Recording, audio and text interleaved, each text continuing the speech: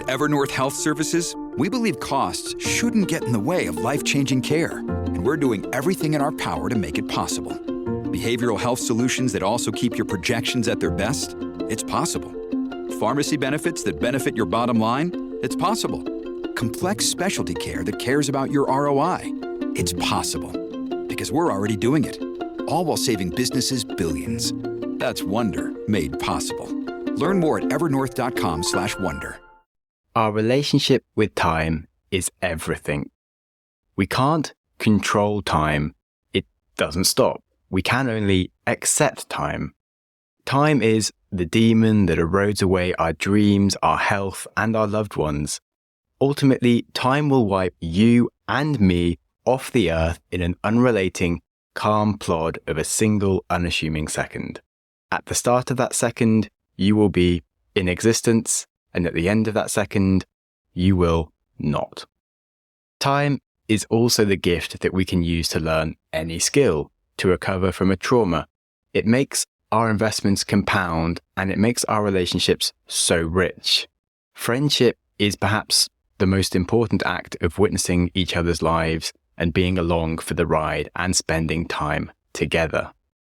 Anything we want in life requires time. So, hello and welcome to the Growth Mindset Podcast with me, Sam Webster Harris. Today, if you hadn't noticed, I'm talking about time and how to enjoy it rather than be panicked by it. This year is going to happen super fast and we're all making plans of how we're going to smash it. And I wanted to share some ideas around how to work with time in a way that makes you feel like you're on friendly terms with it as opposed to at the mercy of time, because time is not an abusive, horrible thing that has a bad relationship with you. It is purely about your relationship with it. And time is, after all, our most precious resource. And as William Penn said, time is what we want most, and yet it's what we use the worst. So, firstly, I think it's important to focus on the fact that time is the medium in which we exist. And there's a saying that a fish doesn't know it is in water, and that is where it does everything. And we use time to work, to see friends, to exercise, to write, to learn an instrument, to make love. We simply are in time. Just like we are in the air. We breathe air to stay alive and exist, and we need time to exist. So you really should be nice to time, because any frustrations that you have with time and how you use it is not time's fault. It is our own fault. Time does the same thing every day, day in, day out, moment by moment. It just happens. We can't make time behave any differently. It is up to us to behave differently. So anything you want to achieve is possible by using time correctly. And accept that the only reason that you don't see the results that you want is that you aren't doing the right work with time. So we do need to just be humbly aware of our own weaknesses and find ways to complement them to amplify our strengths, rather than blaming our lack of time or other problems. So use each day as an opportunity, because that's what it is, an opportunity to push yourself in the right direction, to make the healthy choices towards your dreams whilst being in the moment and enjoying the abilities that you have. In the book 4,000 Weeks by Oliver Berkman, which is regarded as a bit of an anti-productivity book, he talks about the fact that we have been granted the mental capacities to make almost infinitely ambitious plans, yet we have practically no time at all to put them into action, because ultimately productivity is a trap. Becoming more efficient just makes you more rushed, and trying to clear the decks simply makes them fill up again faster. Nobody in the history of humanity has ever achieved work-life balance. I spoke about this on the podcast before, that we should be seeking work-life integration, and see the work-life balance episode about that. But whatever work-life balance might be, you certainly won't get there by copying the 6 things successful people do before 7 a.m. The day will never arrive when you finally have everything under control, when the flood of emails has been contained, when your to-do lists have stopped getting longer, when you're meeting all your obligations at work and your home life, when nobody's angry with you for missing a deadline or dropping the ball, and when you finally become this fully optimized person, you can perhaps at long last really turn to the things that life is supposed to be about and relax. Well, it's easier to start by admitting defeat because none of that is ever going to happen. But you know what? That is excellent news, because you shouldn't expect it to happen, and when you stop expecting things, they'll stop annoying you. I am delighted to recommend my sponsor, Cozy Earth, whose bedding and loungewear I genuinely love. It's made from high quality viscose from bamboo, and it gets softer with every wash. It was voted as Oprah's favorite things several years in a row, and it's because their bed sheets are so damn incredible. Their collection also includes some divine loungewear for your home or travel. They have cute little tote bags to carry your gear anywhere. So whether you are exploring through a journey of personal growth or discovering new parts of the world, you can nestle up under starry skies with the softness of Cozy Earth's loungewear. So pack your bags, venture on, and visit cozyearth.com today and use code GROWTH at checkout for an exclusive 35% off. And let Cozy Earth be your travel companion on the road to adventurous growth. cozyearth.com and use code GROWTH at checkout. And so on the subject of being friends with time, some questions that I thought of that I think will help you understand where you're at with it. So let's say on your birthday, are you perhaps a bit sad and mopey and worrying about things? That means you are not friends with time. Are you, in fact, happy and excited to celebrate your birthday and this time? Well, that might mean that you are better friends with time, and that's a goal to aim for. Another question. When you're asked what you've been up to lately, do you immediately start by just talking about how busy you are? Well, that means you are not friends with time. That means you're stressed and overwhelmed. If instead you start by smiling and talking about the things that you have been grateful for recently, that means you're friends with time and you're enjoying how it's working. And lastly, when you think about things like your priorities, such as friends, your health, your big life goals, are you anxious about that? Do you feel like you don't know how to fit them in? Well, that means you're not friends with time and you're not able to prioritize the most important stuff in life. Or are you content? Do you feel like you are using time on all of this most important stuff? That's a sign that you're friends with time.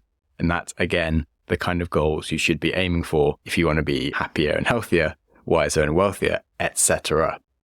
Now, that may sound privileged to be swanning about doing the things that you enjoy most, but it is foolish to think that it is only money that will give you the freedom to do the most important things, because I know very happy people with little money, and they have a great relationship with time because they know how to spend it. I also know very stressed people with lots of money and a terrible relationship with time, because it's down to the person and not their circumstances.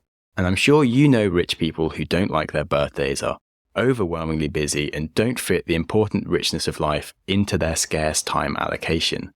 Being friends with time is a massive privilege. But it is a state of mind that you are completely capable of acquiring. Acknowledging that being friends with time is a privileged position, and one that you should attain, is a good place to start.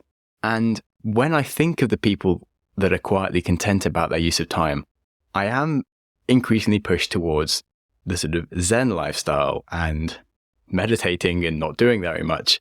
So I don't have the time in this podcast to give you an entire manual of all the different ways you could start improving your use of time, besides just giving you ideas of ways that you might be able to flag that you do have problems and where you should be starting. But certainly from my own life, something that I noticed when I was traveling in Asia for a year was that I met a lot of people, and there were 3 people that stood out from the crowd of the thousands. They all had an aura of calm and contentedness, a piece that I really gravitated towards. It turns out that every single one of these people had taken a 10-day silent meditation Vipassana retreat. And I'm not saying that everyone should do one. I'm just saying that there seemed to be a weird occurrence that it made people happier and better at managing their time and relationships. And by the time I met the third person who had done the Vipassana and was just one of the most interesting people and calm people to hang out with, I kind of gave in and was like, okay, I've no idea why this thing works, but it seems to have this effect on people. I'm just curious. I'm going to go and spend 10 days doing this stupid silent meditation retreat, and they're free, so why not? And yeah, none of them could actually tell me exactly what I'd learned from it or why I should do it, apart from that I should do it. And basically the concept scared me, so I was like, okay, I'll do it. I like facing my fears, and at least, if nothing else, I'd have tried a hard thing. And it became one of the most memorable and life-changing experiences of my life. Sure, it didn't completely cure me of being busy or lots of things that I wanted to do with my life, and I certainly didn't stop having ideas of things that I would really enjoy. However, it did refocus me on what I actually want to do and really why I would be doing it. More importantly, who I want to be whilst I do it. And it just made me a hell of a lot calmer and more accepting of everything as it happens, and gave me a lot of hope. So that's my one major tip of if you feel like time is difficult for you, actually spending 10 days out to silently meditate is a huge one. And on a short term, meditating 10 minutes a day is still better than nothing. The other thing that doing this really taught me is that happiness is actually very logical, because there is always a logical way to not let your emotions overwhelm you in a bad way, because that can really steal the rest of your day from you and make you have a bad time. And ultimately, anger is a choice that you genuinely don't need to make, for example. And the same things with what you want to do. Everything is a choice that you have the autonomy to do or not. And if you consistently fail at something, there is a logical way that you can get around it and succeed. This answer might not be in a self-help productivity book. It might just be changing your environment or getting someone to help you. And I really want to make sure that you don't think of time as the enemy, because the enemy is probably what you want to do. And time is the enemy of what you want to do, which doesn't make time your enemy. Time is actually the enemy of your enemy. So you should be working with time against your enemy of all those things that you're trying to do, because time is how you will do them, as I first started by saying that time is the medium in which you exist and that you do everything. So you always have to work with time, and it always has to be your friend and not your enemy. That sounded a bit strange saying that out loud, but I hope you got it. And as I said, I'm not here to give you all the answers today, except to let you know that they exist and you can find them logically by giving some time into working them out, because time is a brilliant gift, but it is limited. So you must keep yourself aware of how you use it and just keep improving through attempts and learning. So meditating and sitting around by doing nothing for 10 minutes or an hour does seem wasteful, but actually it is one of the best uses of time, because it's a space to sit and collect yourself naturally, and it gives you the space to be more intentional with the rest of your time. And basically something that no one ever told me was that meditating is a way to spend time learning how to spend time. It's a way to reflect and actually think about what you're doing wrong with all your time and how to be a nicer person with yourself and everyone else. So if you are finding yourself frustrated about your relationship with time, especially as it's New Year's and you're trying to hit all these different goals, it is the perfect moment to slow down and think about how you use it. So thank you very much for listening. I hope I didn't confuse anyone too much and gave you some fun ideas and a way to feel a bit calmer about everything. The bad news is that time flies. The good news is that you are the pilot. And on that, enjoy your day, enjoy your week, and enjoy your life. Hi, I'm Jessica Porter, and I'm a hypnotherapist, as well as a total relaxation nerd. If you're struggling to sleep at night, I'm here to help. Sleep Magic is my new podcast of relaxing hypnosis, created to help you doze off tonight. With my episodes every Wednesday, I'm going to make suggestions that help you relax really, really deeply. And hypnosis is not what you've seen on TV. There's no swinging pocket watch or clucking like a chicken. I promise. I'm just here to help you make friends with sleep again, so you can get the rest you deserve. So search Sleep Magic on your favorite podcast app, and I'll see you there.